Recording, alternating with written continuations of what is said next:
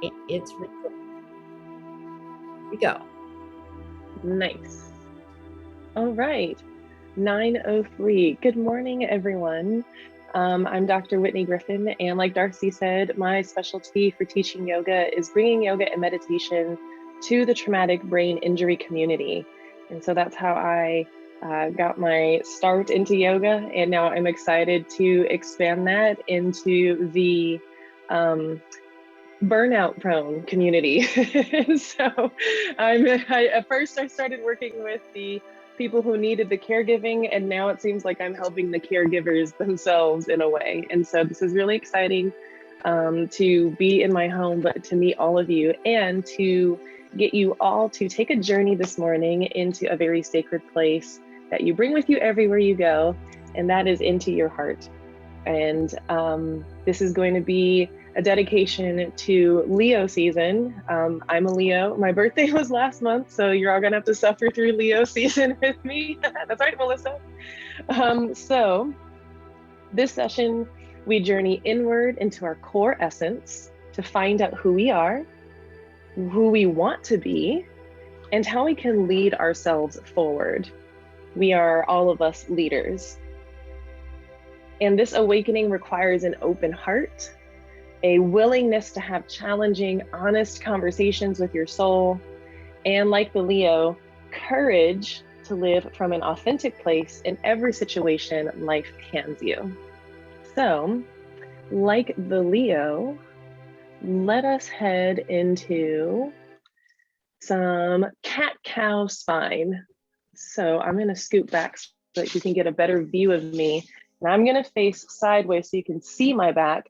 And I want you all to face the computer with your feet flat on the floor. And you might need to scoot forward a little bit until your knees stack directly over your ankles. Yeah, all right. So knees stacked over ankles. Shoulders are probably a little slouched and slumped, so bring those forward, stacking over your hips. So you have a nice aligned set of bones. Knee joints over ankle joints, shoulders over hips, hands on thighs. And as you inhale, imagine the top of your head reaching up to the sky, like you're stretching out an accordion. Big breath in. Exhale, shoulders soften down away from the ears. Let's do that movement again, breathing into our spine. Before we move it, inhale through the nose. Crown of the head extends towards the sky, feeling space in between each spine vertebra. Exhale through the nose, shoulders soften, jaw softens, eyebrows unfurrow. Very good. Let's bring some movement. Inhale, cow pose, gaze up, chin up, push your heart forward and arch your back to the sky. Big breath in, maybe gaze up, opening your throat. Exhale, cat pose. Tuck your chin to your chest, push your thighs away and round your upper back like you're a scaredy cat on Halloween. You may need to adjust and scoot your body a little bit more forward like I do. All right, that's why we're here. Breathing and moving. Inhale, drink in air, gaze up, chin up. Tuck your elbows in tight to your body and feel your heart expand and open forward. What gets open must get closed. Exhale, cat pose. Curl and tuck your chin, round and dome your upper back. Feel your shoulder blades pull apart from each other, closing off the heart space. What goes up must come down. What gets opened must get closed. Breath to movement, here we flow. Inhale, cow pose. Only those two movements, those two breaths. Exhale, cat pose. Two more. Inhale, cow pose. Can you involve your chin as you involve your hips? Exhale, cat pose. Round and close off. Belly button pulls into spine. One more on your own. Inhale, cow. Exhale, cat. Very good. Inhale, neutral spine. Find your neutral long spine. And after cat-cow, because after all, lions are just big cats, next we head into lion's breath. This will require, again, a straight spine, so you're already set up. The goal of lion's breath is to open up our vocal cords and to prepare ourselves to roar with self-expression. The goal is to touch the tip of your tongue to the tip of your chin. Now, it won't happen, but that's what it's going to look like. So I'll demonstrate. I'll take a big inhale, and when I breathe out, I'll do this.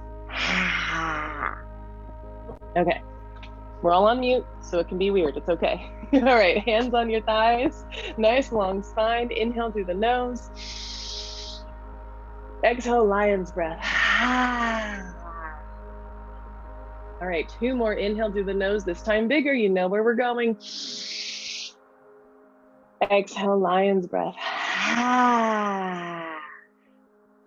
Good. 1 more time. Inhale through the nose. Authentic self-expression. Make the noise. Yeah. Yes. Good. Close your eyes. Close your mouth. Inhale through the nose. Easy exhale through the mouth.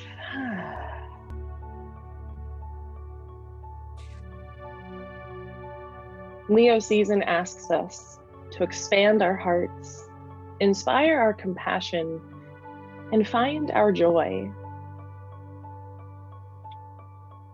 As you begin to close your eyes, bring your awareness to your heart space, the center of your chest. Place your hand over your heart and feel the rise and fall of your breath, expanding your ribcage around your heart. You may even feel the beating of your heart.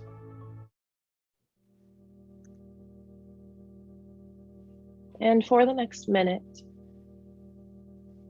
focus solely on your heart. Allow this focus to calm and clear your mind as you concentrate on the physical sensations of your heart.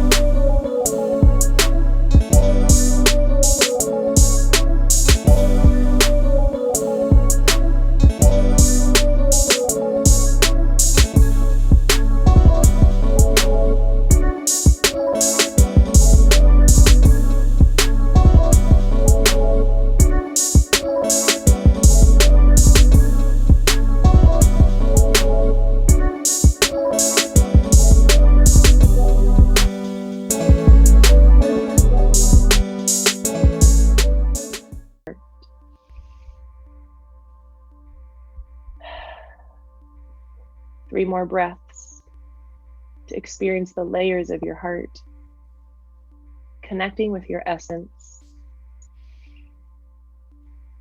the space of love and gratitude.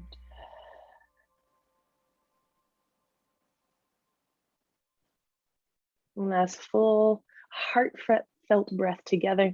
Inhale through the nose, feel the heart and lungs expand. And gentle exhale through the mouth.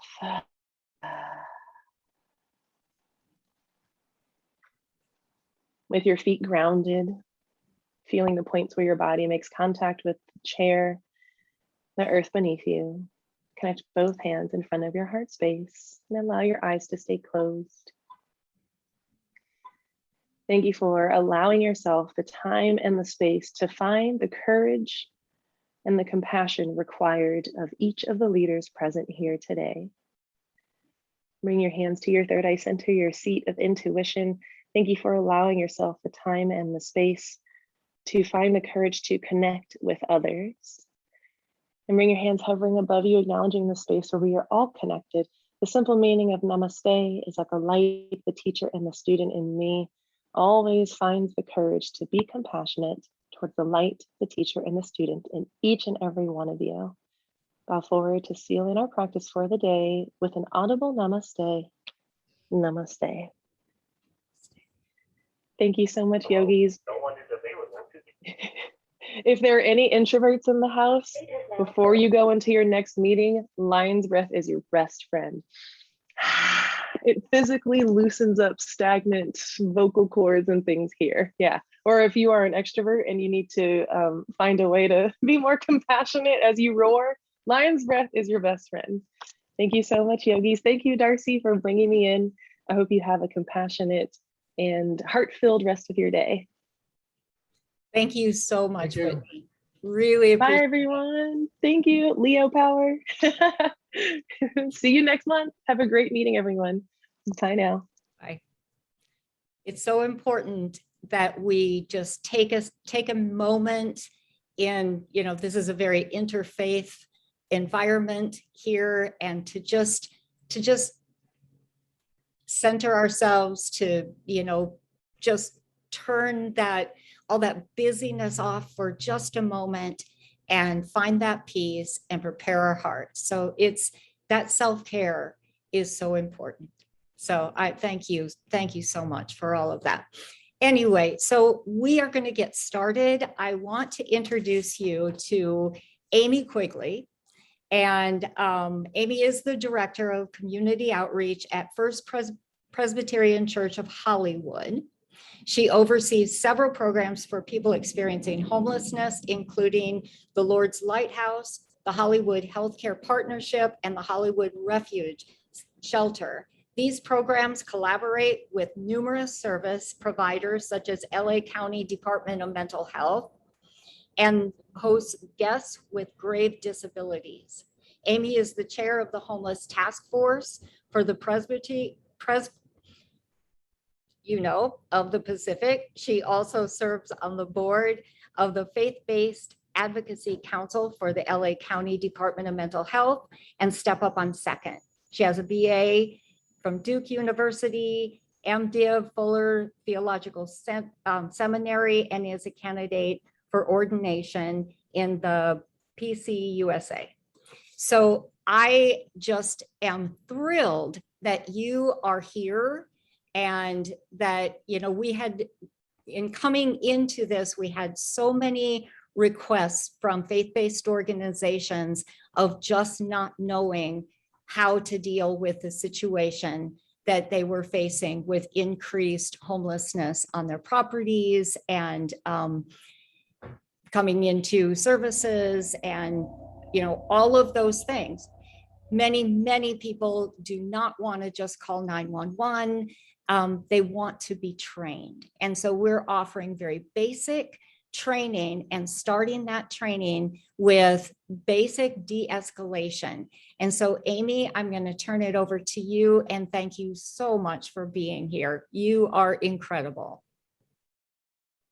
Thank you so much, Darcy. And as I was saying earlier to Darcy, For those of us in Hollywood, we think the West Side Coalition is just the ideal coalition. You all have done such an amazing job kind of pulling your community together. And so I'm a big fan, and it's a delight to be here.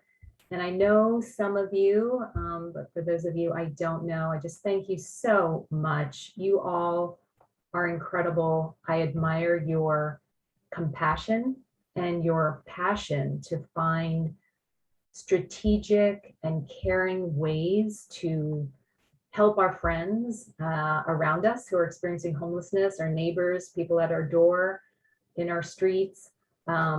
You are a group who wants to do this well, and I'm so grateful. So I'll just quickly say, Lord, I just pray for your Holy Spirit to be here, for your wisdom, for your love and your guidance to cover all that we talk about, so that we might serve you and serve others with compassion and with effective methods. So God, we give you this time in your holy name, we pray.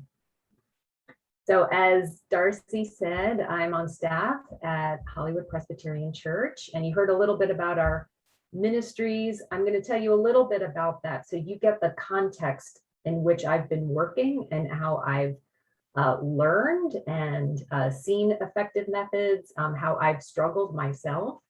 And kind of that's the context from which I'm sharing these insights. And I also want to encourage you that this is a conversation.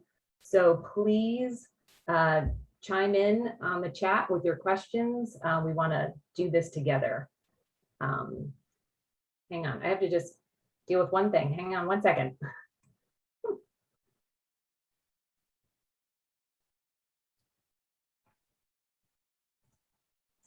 Okay, I'm back. So as Darcy said, the Lord's Lighthouse has been a ministry at Hollywood Press for 30 years. Just a group who saw people in need and started a lunch program with Bible study and nurses and clothing.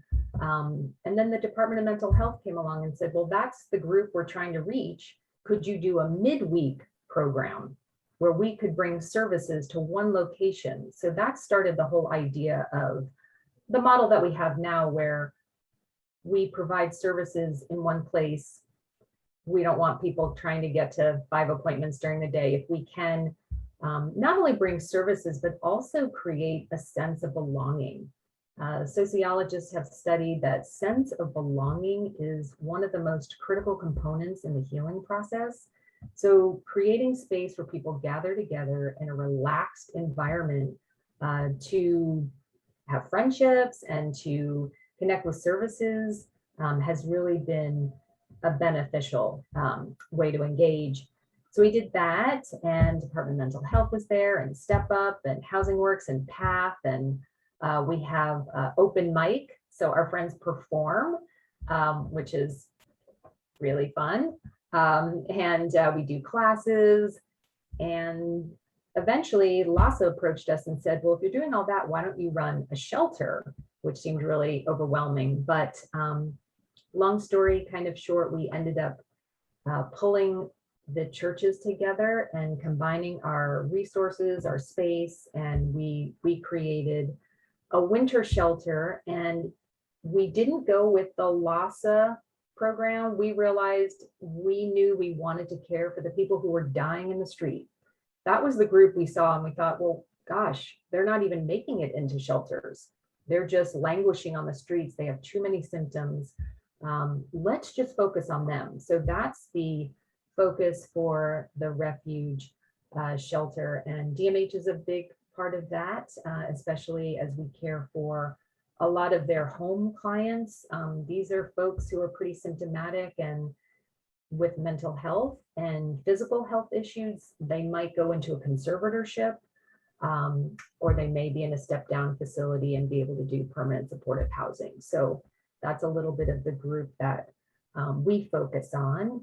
And we also partner with mostly LAPD and other groups who are trying to maybe get people back home So we have a ministry that provides assistance, like a bus ticket, where we actually talk to someone in Alabama. We make sure that this person has a place to go. But oftentimes, you know this, friends come out here, they have dreams and their things get stolen, and then they're just ready to go home.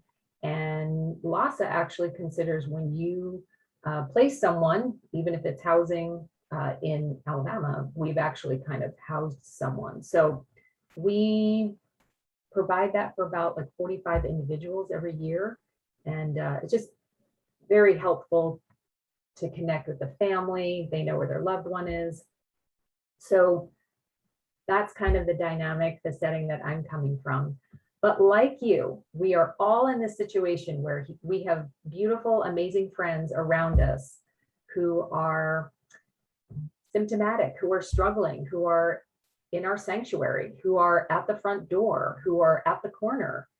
And what are we to do about it? And how do we do it safely, thoughtfully, and effectively, essentially? You have a little handout sheet. I think it might be in the chat. That's just for you to look at later. You don't have to study that right now, but those are just some topics we're going to cover today, which number one is how you're going to assemble the engagement team in your faith community.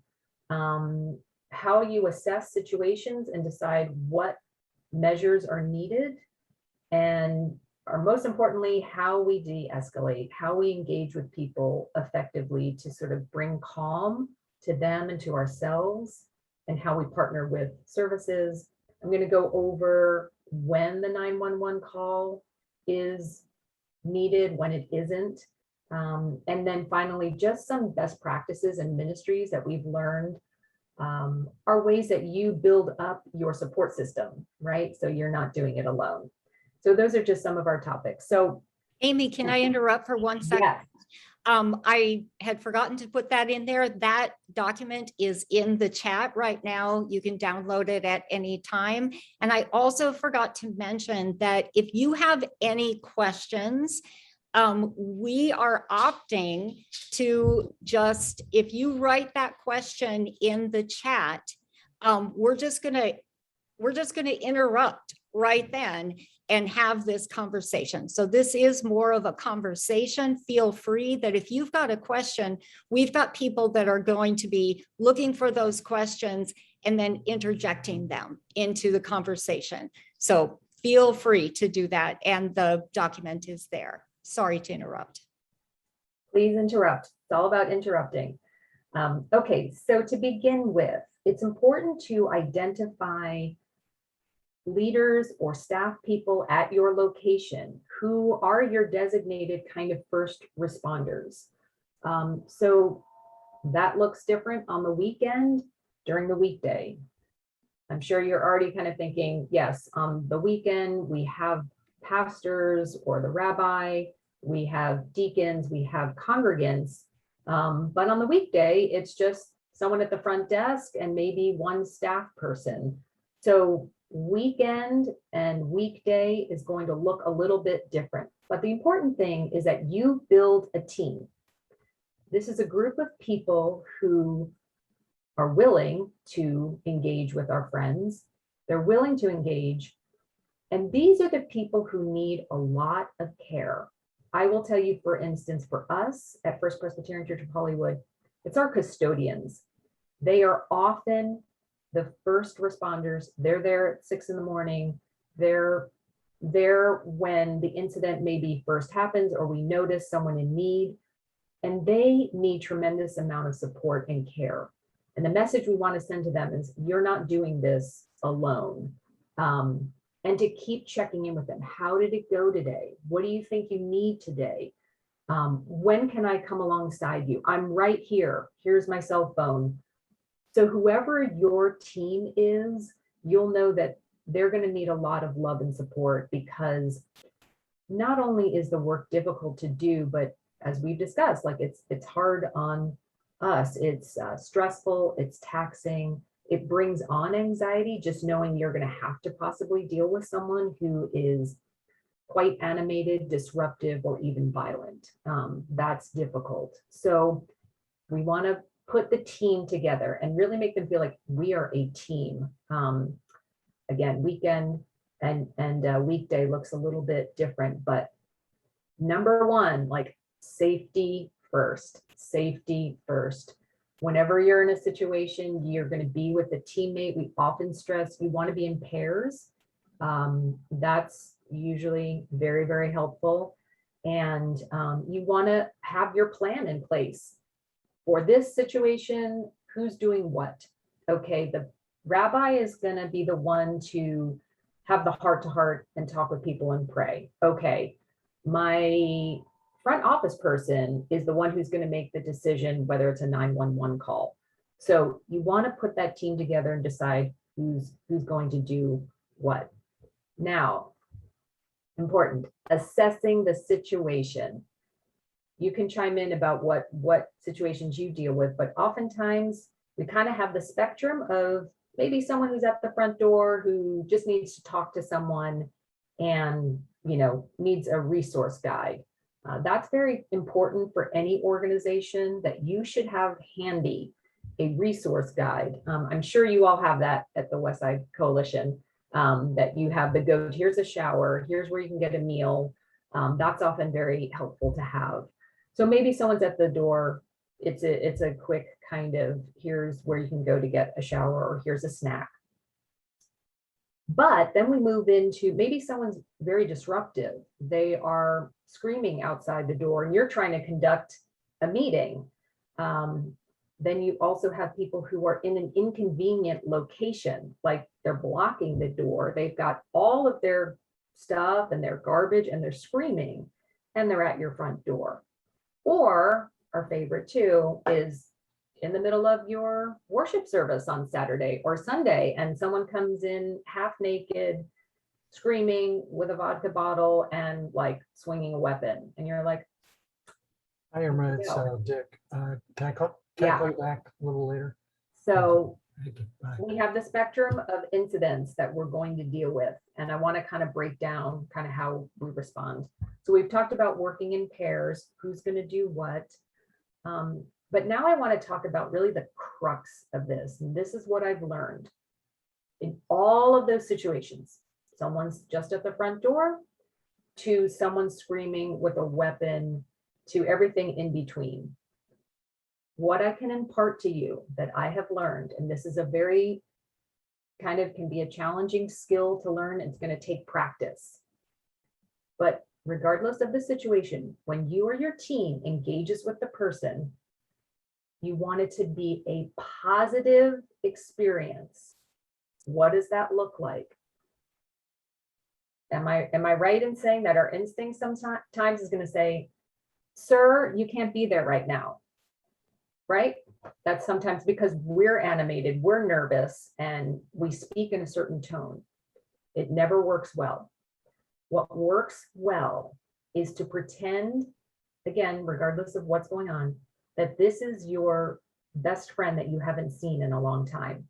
So you're going to be very bright, a good smile, and you're going to look at them and say, hi, I'm so glad you're here. I'm so happy to see you. Even if half naked, whatever's going on, I'm so excited. I'm so happy you're here. Hi, how are you? Why? It calms them down. I'll tell you every single time, it will calm them down because we don't know what's triggering for them. But if you look at them like with delight, they're going to calm down. Then you're going to move into something positive to say to them, like, oh my goodness, the Lakers, I'm a fan too. You're a Lakers fan? I'm a Lakers fan. Oh my goodness. Or, oh, that's such a pretty necklace that you have on. Maybe like a compliment. This again, you're increasing the trust with this person. Hey, do you need some new socks? Do you want a pair of socks? Do you need a snack? And when you feel like the time is right, but not too quickly, introduce yourself because again, you're making the setting feel like we are having a friend reunion right now. And this is a great, happy moment. So you don't want to be too formal, right? Like, hi, what's your name? So we want to avoid that tone of voice. Very warm, very nurturing. Even when people start to talk in different voices, like, well, now I'm Joanna. Okay, hi, Joanna. Again, it calms them down. And then we can, I'm Amie, see if they want to give a name, they may not. And then we can gently redirect them. That's the place after some time where you've gotten this, you can see them. They're going to smile back. They're going to be happy that someone's having a positive response. And then you can say, like, Cindy, I'm so happy to see you, and I hope that you'll come and have lunch a little bit later. Could I ask you, would it be okay if we moved your items? And like, Jose is going to help us. We're going to move your items over here because we're actually blocking the doorway. Would that be okay? Would that be okay for Jose to help? And we're going to move your things over. So that in essence is what has worked most often for someone who is willing to engage. And I want to kind of really get your questions on that, but I'll pause, and I want to also just point out that we need to really carefully think about when we make the 911 call. Because sometimes you're going to see someone, no clothes or screaming, or their garbage is everywhere, and you just think it's 911 call. If you have a good team and you're able to do some of the things that I'm describing to you, I will tell you why this approach can be most effective. Number one, I want to say because it's caring and it's kind, and that's true, but I'll just be honest in telling you, you're going to problem solve really quickly.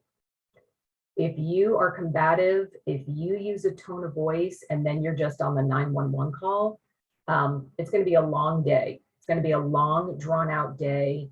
And if you use the other approach, you're probably going to problem solve really quickly. And honestly, that's what you want in that situation. You've got hundreds of people showing up to worship or be a part of a gathering, and now you've got this incident and this issue, and it's going to take up all your time. But to be effective and do it quickly, you might want to practice those things. Now, 911, when you see someone who is violent and potentially danger to yourself or others, that is a 911 call. So on your little sheet, I've also put some notes about things to think about when you make the 911 call. It actually needs to be done thoughtfully and very well. So I kind of give you like points to kind of go through. So what's important is to say, I have an individual, not a homeless person. If you just say, I have a homeless person who's acting out and crazy, and I don't know, I'm freaked out or whatever, like they get a million of those calls. So when you make the call, you want to be thoughtful and kind of have the information up front, like you've already kind of assessed what's going on with the person. So you say, I have an individual who's trespassing on my property, first of all, holding a metal club, hitting cars, swinging at people, and screaming obscenities. And then most importantly, the key ingredient, and I have children here. Those are sort of the pieces you want to remember when you make the 911 call. They're also going to ask you quickly for a description. So you want to be ready with, it's a female, Caucasian, around 40, and she has a red t-shirt. They're going to ask you that. You want to be ready to tell them exactly what the person is wearing. And very importantly, you want to have the medical or very specific, again, danger to self or other kind of details, like someone's not breathing, right? That's a 911 call. Or someone's putting themselves in danger. So they're half naked with no shoes on in the street. That's criteria for a psych hold. So those are important pieces of information when you make the 911 call. So I'm just going to pause there for a second and just kind of see what's coming up for you all. If you have any responses or questions or things that you're dealing with specifically. I'll also add that while we do the positive engagement, it's helpful to have a few service providers that you work closely with that you can either call to come and assist or give advice. Like, well, I have this woman, she says she's willing to see a doctor. Like, where could I send her right now? That can be very helpful too, to have a few point people that you can call. I've also listed some numbers for Department of Mental Health. If you see someone who's symptomatic, maybe not violent, but you see them, unclothed and very sickly, you can call the access number, which I have listed. 911 will also make an assessment, and they will bring in the MEU, the Medical Evaluation Unit team, to come make an assessment as well. So that's important to see if you can problem solve yourself, but also have service providers that you know can take your call and possibly assist. So yes, Laura. Yeah, I have a question. Hi, Amy. Thank you for. Hi. This is really very helpful. Thank you very much for this handout and for this conversation, for laying all this out. My question is about the resource guide. This is something that our church has tried to put together. And we were actually, I think, I was trying to rack my brain. I think we were starting to put something together and then COVID hit. And then it was like, oh, the resource guide totally went on the back burner. So now trying to think back to, okay, maybe the resources have changed. Things, I feel like things are changing a lot. Contact people might change frequently. Is there what's a good place to start with putting together a resource guide? That's a great question. I would say one probably already exists for your area. So even Darcy, I'm sure the West Side Coalition has at least one to kind of work off of. And then I would say Department of Mental Health has faith liaisons. They will have that resource as well. So that might be a contact person. I can also help you, like for anyone on this call, you can contact me, email me at any time, and I can help you get to your first step. But having those one or two people who will have those contact people. So I would say Department of Mental Health. And then I know in our area, and I'm sure it's the same for you, you have an E6 team.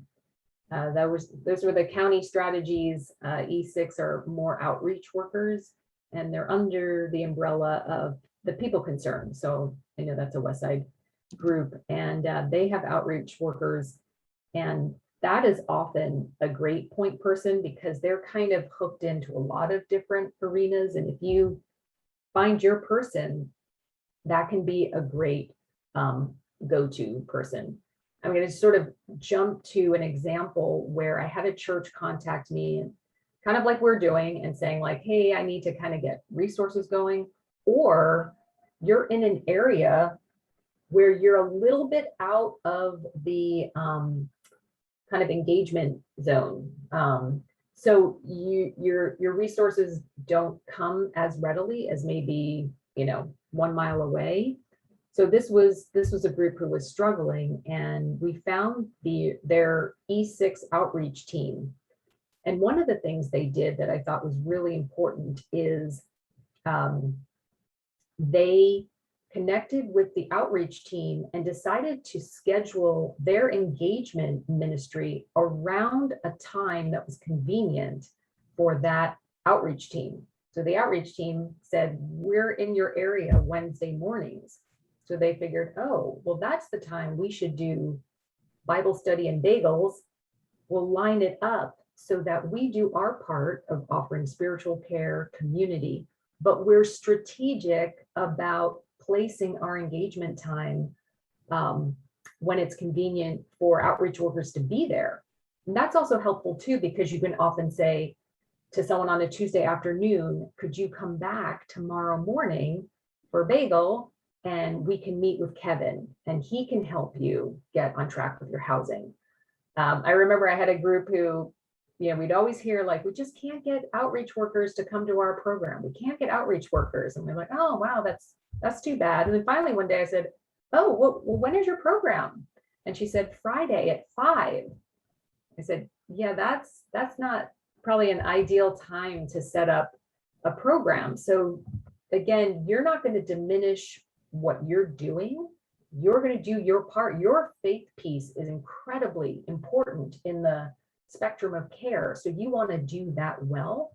You're not just turning into social services, but you're doing your part. You're making the faith experience available, but you're also being strategic. Well, why not have it coordinate when outreach workers are available? And again, you want to even consider shaping it around their time frame. So back to you, Laura, the resource guide, having a few point people and then building it out based on what's available in your area and growing those relationships. And I would just add too, like seeing what your faith community can also give so that you're partnering with those outreach teams. Like maybe it's ministering to the outreach teams and making them lunch on certain days. Like for us, it's, a lot of groups do come to us for that bus ticket home, or, a submission for the shelter or a variety of things, but be thinking about that when you create your ministry. How can you be caring for all these outreach teams? So Amy, we have a question in the chat. Yeah. Rebecca, she shared a link for a resource. She put the link in the chat, but she also had the question of what happens after 911 shows up. Great question. Yes. So for some of the resources that I've listed, like access, if someone's mental health symptomatic, you will need someone to be a point person to stay through waiting for the services to come. So whether it's the ambulance or clinicians from Access who are going to make an assessment, someone has to stay through that time. Again, that's working with your team and seeing who will be that point person. It might be different on the weekend. It might be someone else during the weekday.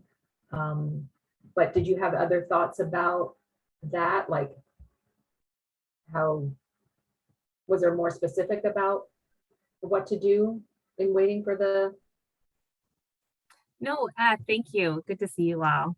It was mostly around, the situation that you described would have been a pretty high heat kind of interaction, especially if there are, all other people in the room and how they're doing. And so I think I haven't encountered that situation. And so I was like, okay. And then what happens? Like, because sometimes you're like, oh, I made the call. You're like, actually, the situation hasn't really totally de-escalated until, like you're saying, until the need is met, until the individual has moved to wherever they're going next. But even then, when is the need met? It's a great challenge. So I just wanted to hear kind of, okay, you called Access, but you're not actually, you've moved the situation down a notch, but you still haven't completed that interaction. That's what I was wondering about. Yeah, thank you. So great question. My hope in that situation that someone on your team is also going to address maybe congregants or people around who are getting concerned. So someone else will go and say, we've called 911, they're on the way, let's kind of move over here. We've handled the situation. So that's a great question. And those are things to think through with your response team at your faith organization, like who will do what, who's going to make the 911 call. Some people are, it sounds silly, but even just with the 911 call, there are people who are going to be more capable at doing that or more comfortable, who are going to really memorize kind of what needs to be said exactly. And there are other people who are going to be more comfortable staying with your friend who's in distress, right? Like Jimmy, your deacon, really has a gift for that. He's the one who's going to keep talking to him about the Lakers and kind of engage. And then someone else is going to deal with the congregation. So kind of figuring out who on your team plays what role is important. Yeah. How are you feeling? Like, I'm wondering if you feel like we have the people to do this, we don't have the people to do this. I feel like my one person or two people who can do it, I'm worried that they're overtaxed. Do some of those concerns come up for you? I know it does for me. Like, we're very, very concerned about our custodians who are the first responders and kind of take this on. And I will say for myself, I also have learned, like one time we had someone in our congregation who became very symptomatic with mental health and was very difficult, throwing himself into traffic. And I was the point person. So I was the one making the call, coordinating with the VA. My point person said, contact the VA, that's where he should go. I also called my law enforcement person who was great. So called some of my resources, but we had this incident happen one week.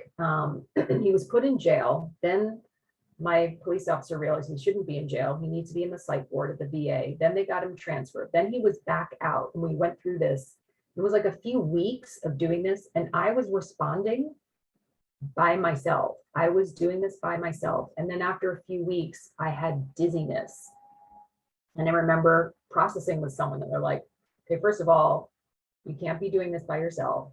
And I had to realize that while I wasn't feeling threatened because I knew the person, the level of intensity of the situation was dramatic, was actually causing me distress. So I learned, like, okay, I have to develop some practices within myself that help me to stay calm when there's a very escalated situation. I have to also stay calm. I have to speak to my team members calmly, start praying. Prayer for us is key. We pray constantly. Pray over the space, we pray over the situation. We're just holding everything in prayer. But I had to learn, because I wasn't mindful of caring for myself, doing this kind of work. So Amie, we have another question in the chat for you. Mm-hmm. How do you navigate different approaches to homeless friends between the church and a preschool that rents space at the church? Mm-hmm. We have been through that. I know you've all been through that. Kind of creating things at church that can create a little bit of a boundary for the preschool space. I know we're not a big fan of fences, but sometimes you can create like a cute fence with animals on it that kind of is there at certain times of the day, but sort of brings some protection to the space. We worked with our city council office on certain signs that are outside the school, so that like limited parking and other things, so that you can leverage that if you might have an individual who's present, who's maybe just even lying on the sidewalk, and you might, again, super up, super friendly, excited to meet you, but then, you know, hey, Jimmy, this area is limited due to having a school here. So can we ask you to, you know, go down to the bench, you know, a block away, or that kind of thing. So trying to set up apparatus, so to speak, that helps you leverage less people in the vicinity of your preschool. And as I said too, hopefully your team can de-escalate and move someone off, again, because it's going to be quicker and more reliable sometimes than just waiting on 911, because they often don't come, and it's not always warranted. But the 911 call, you want to make sure you mention you have children there, because that will make it a higher priority.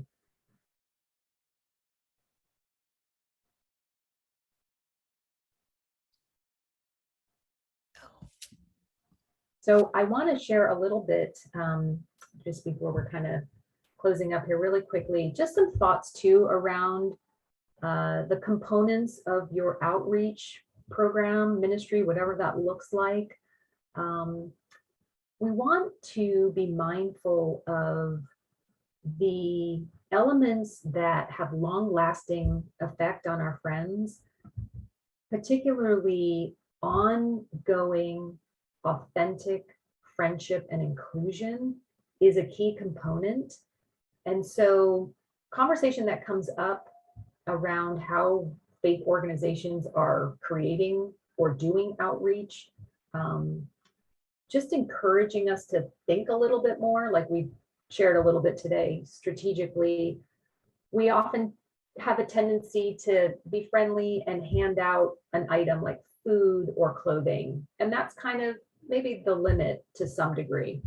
Maybe you have a referral to a service provider, but I wanted to highlight that what we're learning and what we're seeing is that faith groups that develop outreach that has long-lasting friendship and also increases the resources seems to be a win-win.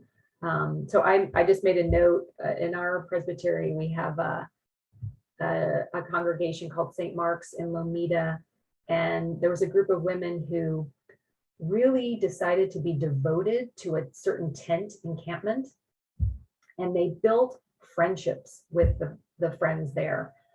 It wasn't just handing out food, it was actually really building a friendship and a community group, and also kind of looking into resources that they could pursue, like other housing options or picking up the phone to see if they could make an appointment, or being comfortable enough to take them to the DMV for their ID.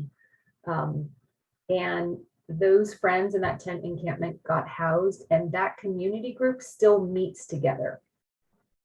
So again, social capital, having friendship, that is a key component to people's sense of worth and thriving, having community. So I just also want to encourage us to think about that, because those are also places where you increase your support system. So when you have to, de-escalate or problem solve or engage, you're maximizing your resources and really giving people the key things that they need. So I just add that in this kind of spectrum of conversation about how to engage with our friends experiencing homelessness in ways that are compassionate, but also effective.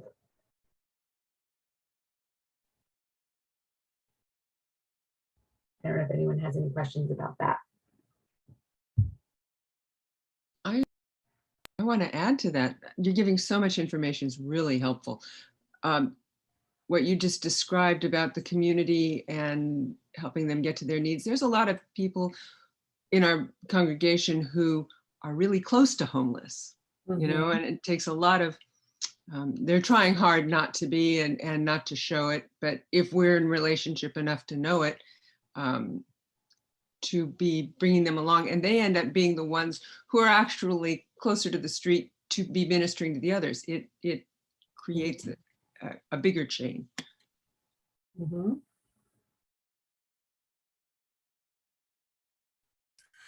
I was wondering if you could comment a little bit about depression. We visit people in tents, that are there every week, just sitting there. And I just want to see what your reaction is to that. So my reaction is hopefully you, Craig, or some others feel like you have a real friendship. Maybe you're sharing about what's going on with you. We don't treat people like a project. We just kind of go over and say, hey, what do you need? But really just, how are you? And find out what that person's interests are. Maybe invite them for a walk around the block together. Like, do you want to walk to 7-Eleven together? Again, if you feel safe alone, or if you don't, bring a friend, a partner, but start to engage that person and help them to walk around the block. Maybe they come in and participate in playing a game. Maybe you even play a game with them, like cards or something. So a lot of the work that we do is to try to help people use their cognitive skills and to feel engaged and also fun, literally fun. Like we bring in our people who are possibly going to be conserved, they have grave disabilities. And you know what we do? We play charades. We play charades, and you would be shocked that someone who's so unwell, once they see people up and playing charades, they're so excited to get up and do their movie. I know you're like, no, that doesn't happen. They're not going to want to engage, but they do. So when people around them are doing something joyful, that's not so serious, like playing a card game or just playing a game or taking a walk or go getting Starbucks together, that feels like real life. And those are just little experiences which trigger for them like, hey, I can start to feel normal. So I don't know if that's helpful, but those are the things I think about when people are what we call not feeling well. If you see that someone has mental health symptoms and they're suffering, we often, just to make it feel comfortable, say like, oh, are you not feeling well today? And they feel comfortable with that phrase. Yeah, I'm not feeling well today. I'm hearing voices. Oh, like that must feel awful. I'm so sorry. And can I pray for you? What's your favorite drink at Starbucks? Would you feel like walking to do that? So those are some ways that help them kind of move forward a little bit. And then of course, hopefully with your resource guide, or you already have built a rapport with your E6 team or your DMH team, you can let them know that you have this individual. And what's super helpful for the outreach team is that like Craig is Jimmy's best friend, and it really helps to move things forward. It helps for you to say, hey, I really trust this outreach worker. We could go together to get your ID, or I know Thursday's overwhelming for you. You're going to get your ID. Maybe I could bring you your favorite breakfast that day, or just be an encouragement. But your outreach team is going to value that friendship that you have with your friend on the street. Thanks. Great ideas. Thank you.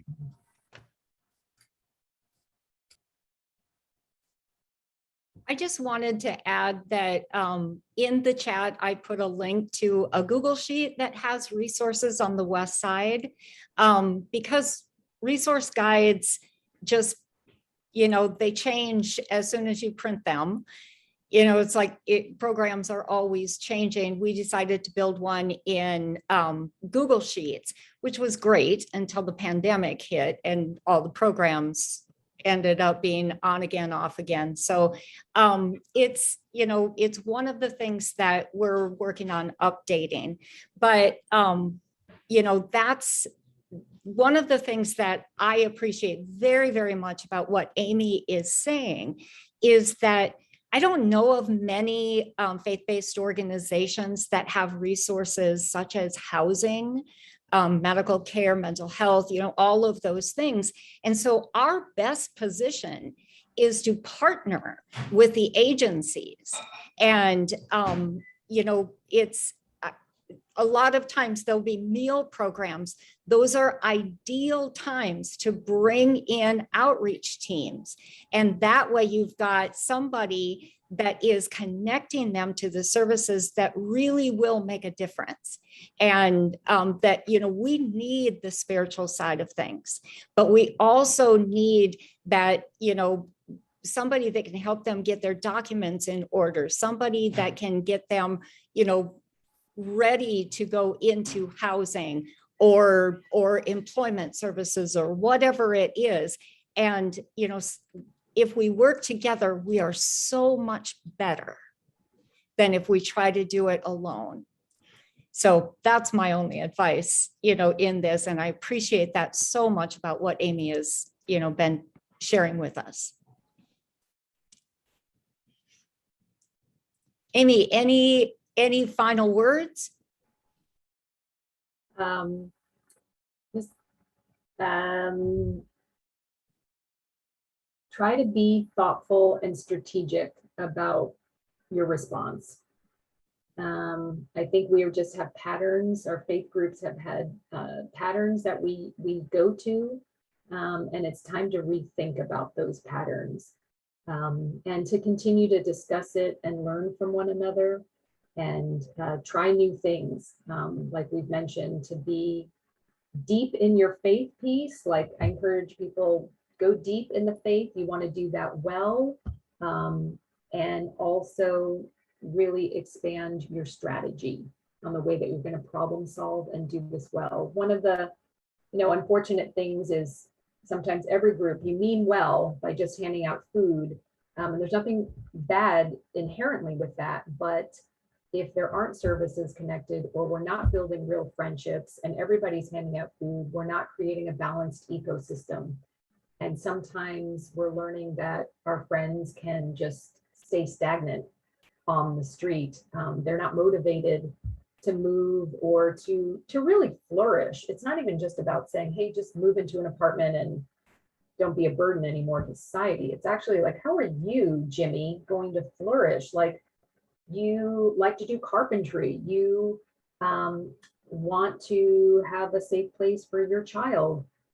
It's creating strategy that really helps our friends to flourish spiritually, physically, in every area, so that they have holistic care. So my encouragement is, let's be doing our work more thoughtfully. Amie, sorry, before you sign off, could you possibly put your email in the chat if people need to contact you? Great, thank you. Well, I have recorded this. And so, oh, we've got somebody just coming in right now. I don't see the record. Oh yeah, it is going.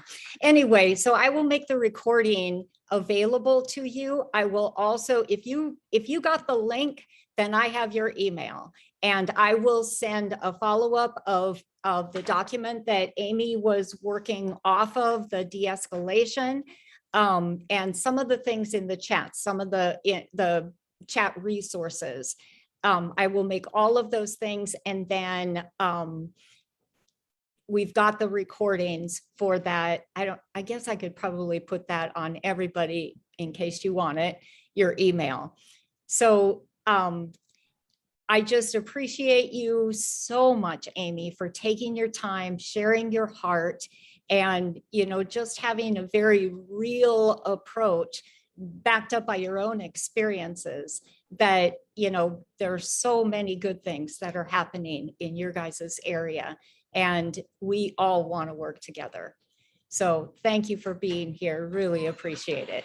Yeah, thanks to all of you, and blessings on all of your work. God is with us.